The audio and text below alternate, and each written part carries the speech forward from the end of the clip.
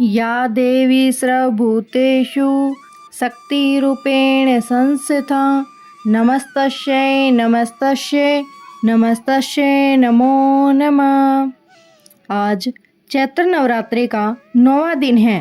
नवरात्रि हिंदू त्योहारों में से एक प्रसिद्ध त्योहार है। नवरात्रि 9 दिन तक चलता है। 9वें दिन माँ सिद्धिदात्री की पूजा अर्चना की जाती है। जैसा कि इनके नाम से ही पता चलता है कि देवी का ये रूप अत्यंत कृपामयी है और वे अपने उपासक को दिव्य सिद्धियाँ प्रदान करती हैं।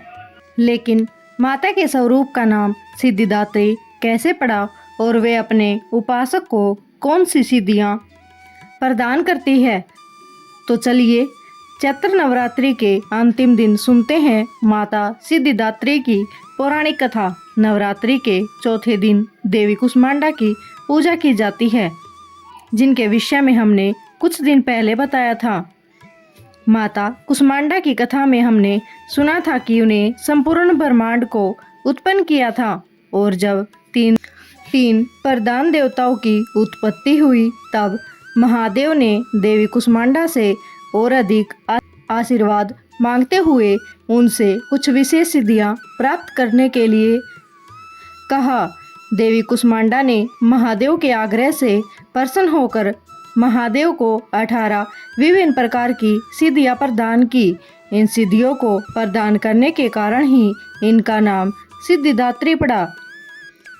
इसमें से 8 सिद्धियां प्रमुख हैं और 10 सिद्धियां गौण हैं। सिद्धिदात्री ने भगवान शिव को 18 सिद्धियां प्रदान की, वहीं दूसरी ओर ब्रह्मा जी और भगवान विष्णु को 8 सिद्धियां प्रदान की, जिन्हें अष्ट सिद्धियों के नाम से भी जाना जाता है। इसके पश्चात एक बड़ी अलौकिक घटना हुई। भोलेनाथ महादेव का आधा शरीर माता सिद्धिदात्री से एक हो जाता है और इसी कारण महादेव का एक नाम अर्धनारेश्वर भी पड़ा, यानी जिनका आधा शरीर नारी का हो और आधा शरीर पुरुष का हो। अब आप सोच रहे होंगे कि ये 8 सिद्धियां कौन सी हैं, तो चलिए सुनते हैं। अणिमा यानी परमाणु जितना छोटा बनने की क्षमता। महिमा यानी असीम रूप से बड़ा बनने की क्षमता। गरिमा यानी असीम रूप से भारी बनने की क्षमता। लदिमा यानी अत्यंत प्रकाशमान बनने की क्षमता।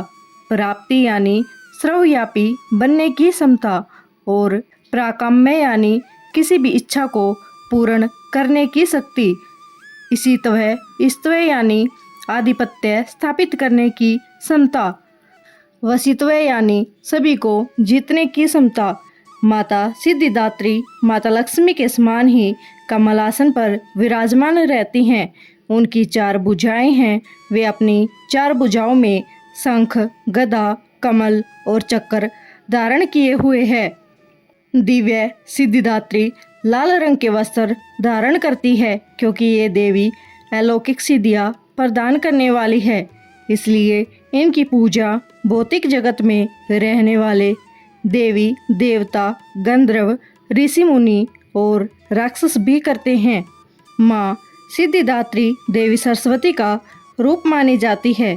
उनकी पूजा करने से सभी कार्य हो जाते हैं और मोक्ष की प्राप्ति होती है। देवी की पूजा अर्चना के दौरान बैंगनी या जामुनी रंग के वस्त्र पहनना शुभ माना जाता है। इस दिन सभी कार्यों के लिए सिद्धि हेतु हवन यज्ञ का विशेष प्रावधान है। क्योंकि ये अंतिम नवरात्रि का दिन होता है, इसलिए नवरात्रि के अंतिम दिन यज्ञ द्वारा सभी देवी देवताओं को आहुति दी जाती है और आशीर्वाद प्राप्त किया जाता है। लोगों में ऐसी मान्यता प्रचलित है कि माता को भोग अर्पित करने के लिए मौसमी फल, नारियल, काले चने, हलवा, खीर पूरी और सब्जी का प्रयोग कर सकते हैं।